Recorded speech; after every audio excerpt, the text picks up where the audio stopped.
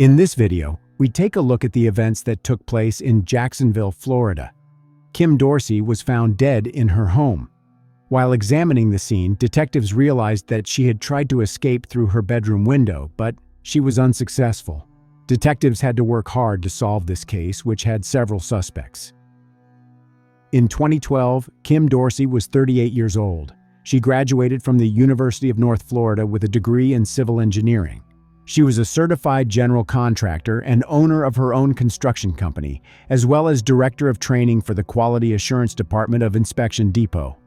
She lived in a beautiful home with her husband, Derek Dorsey. Derek had been a firefighter for 20 years and was well respected in his community. Kim seemed like a wonderful person, and everyone thought she had the perfect marriage. However, no one knows what goes on in the perfect couple's home when the front door closes.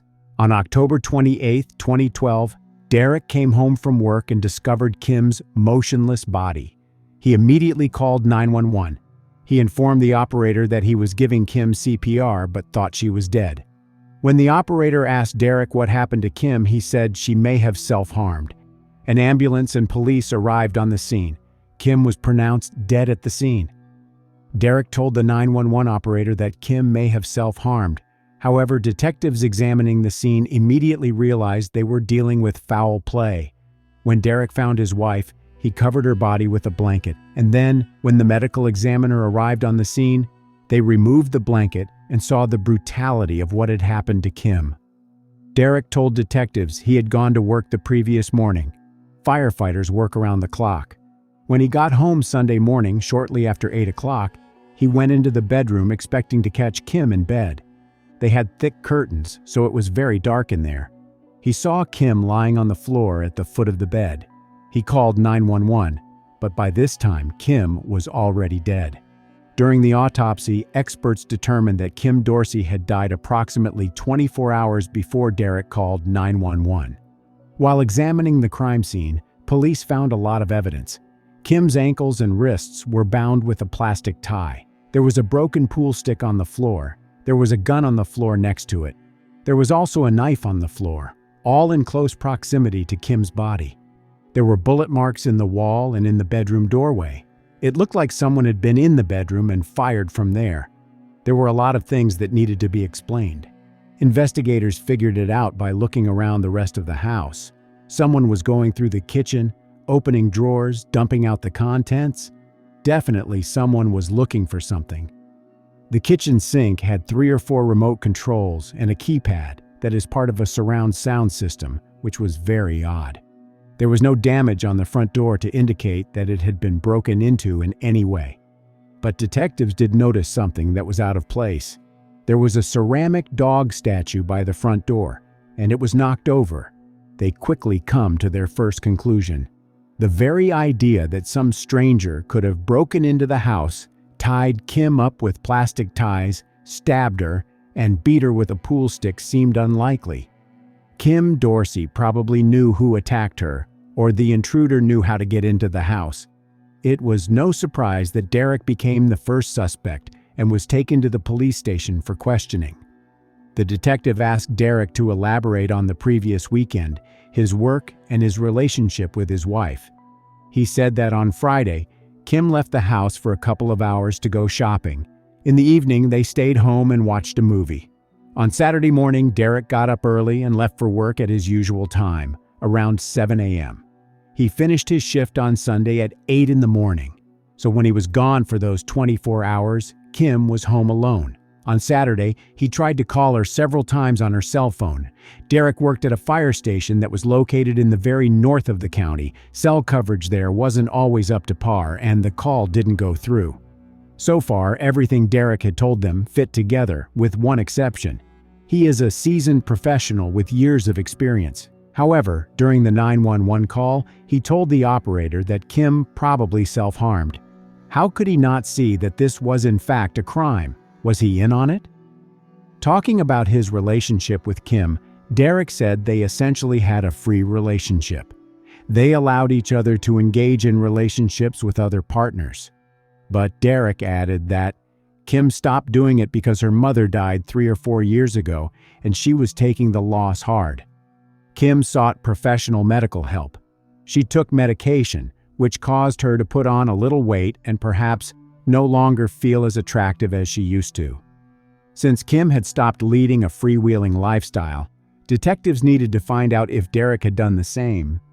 Often, marital infidelity is the cause of someone's death. Derek admitted that he was currently in a relationship with another woman. Detectives wanted to find out if Derek wanted to end his marriage to Kim. Would he have received any financial benefit from her death? Derek was asked if his wife had a life insurance policy, but Kim's life was not insured. The detectives thought about time frames, such as how long it would take Derek to drive back and forth from the fire station to his home. The distance between the two locations is 15 miles, and the round trip would take almost an hour. The fire station where he worked was small. Detectives interviewed all the firefighters and concluded that Derek had an airtight alibi. The investigators then decided to look at another option. They knew that Derek had a girlfriend that he was talking about.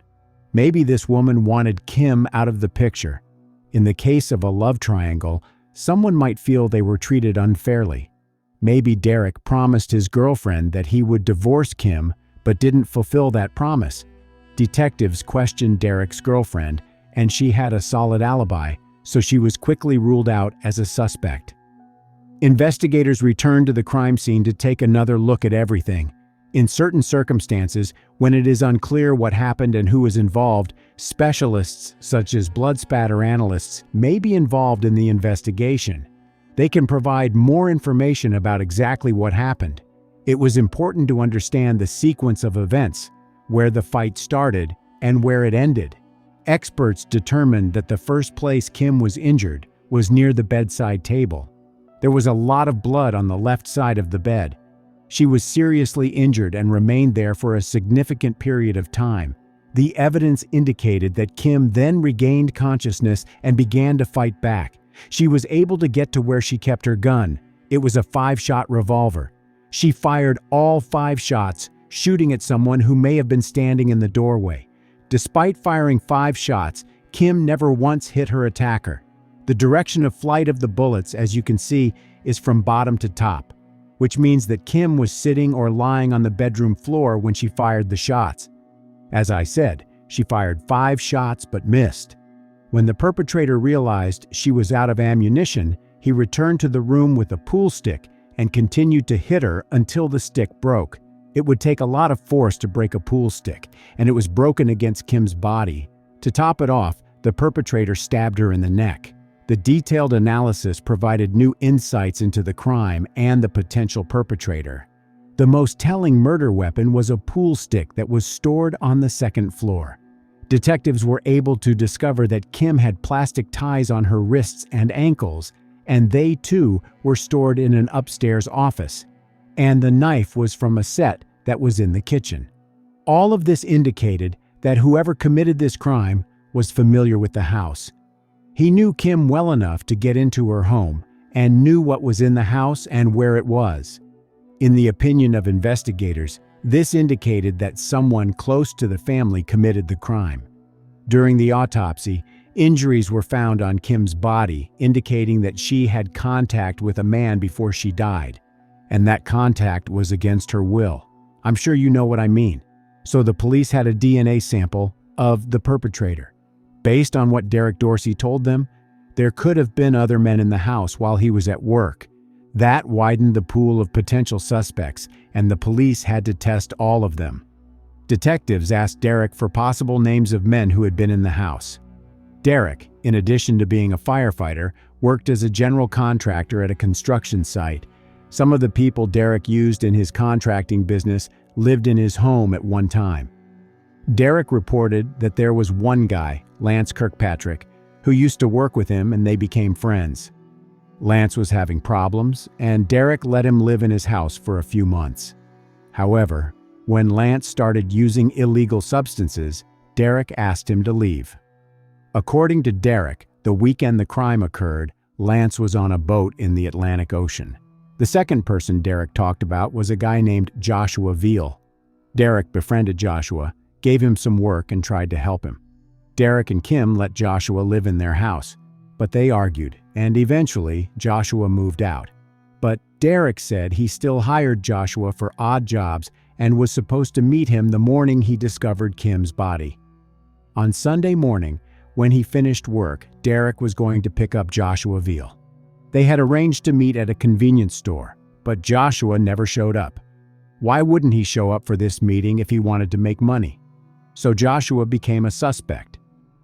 Police discovered that Joshua Veal had a criminal history, mostly for offenses involving illegal substances. He was detained and taken to an interview room. The detective asked Joshua to describe how he had spent the weekend.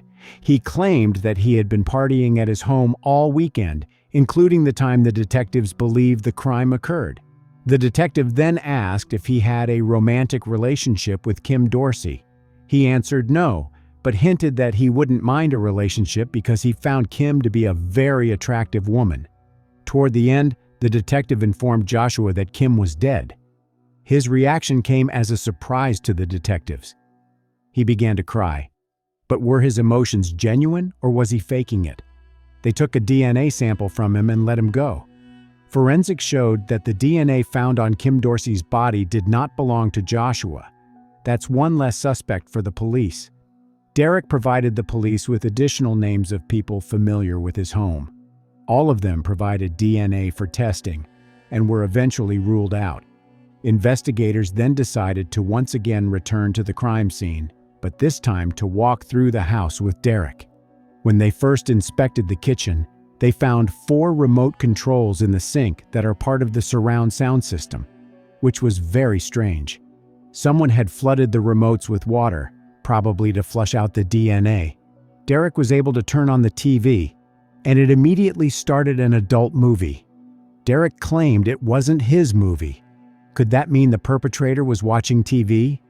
Derek remembered that there had been another man in the house recently. They were having problems with the remote control and with their television system. On Friday afternoon, an employee of the company that sold them the system came by and made some adjustments to the surround sound.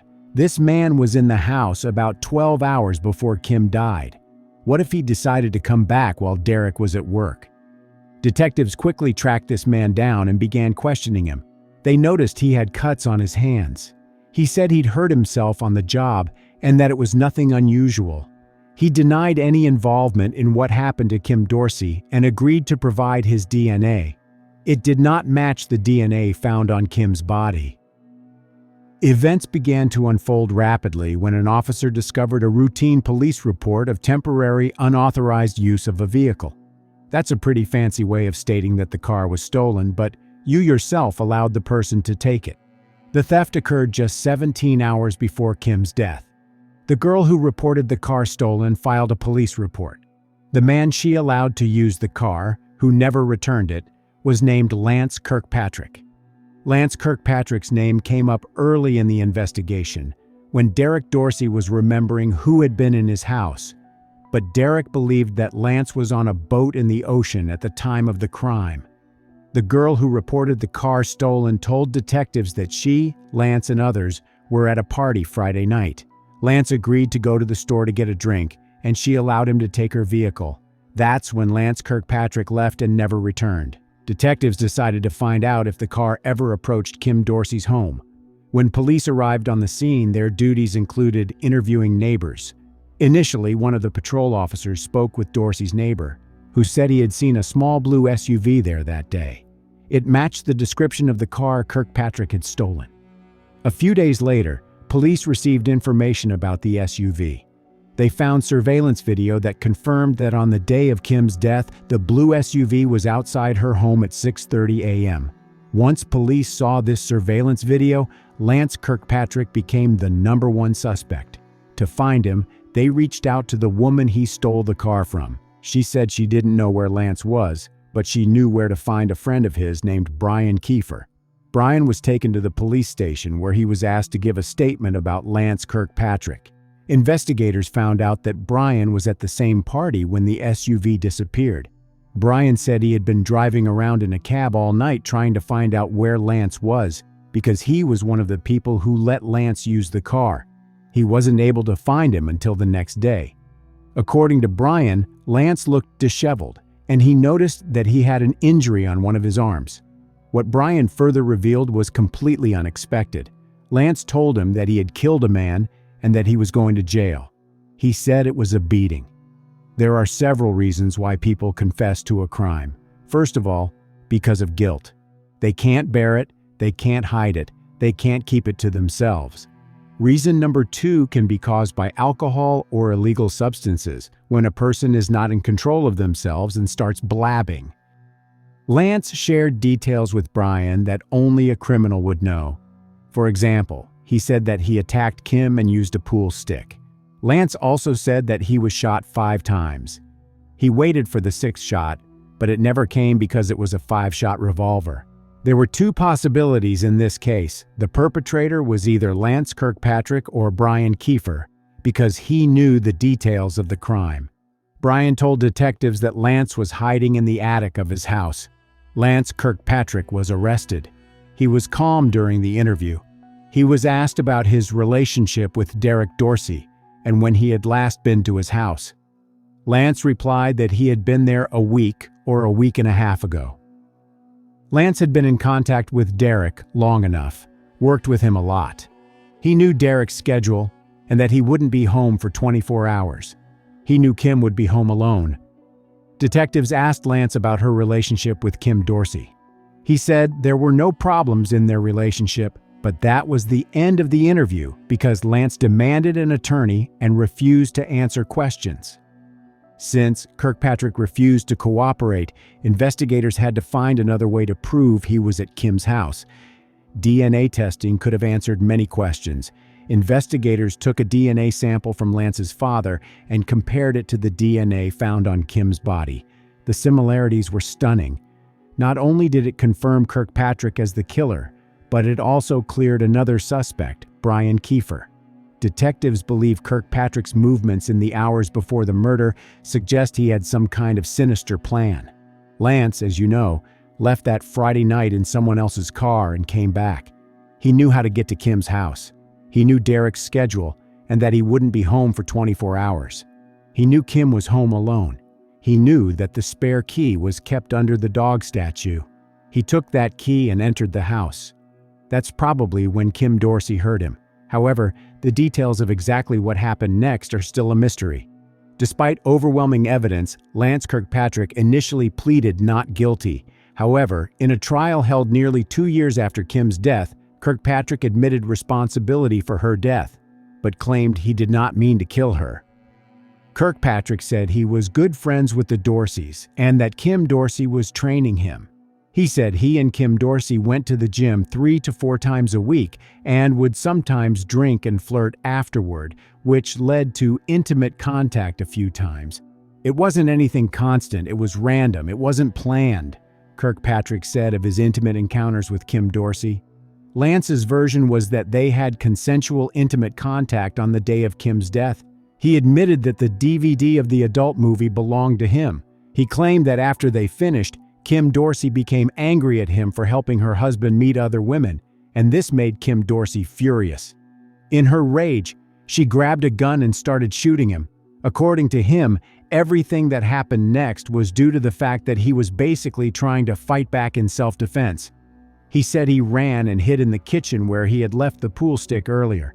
He said he ran to Kim and swung the pool stick wildly, trying to take the gun from her.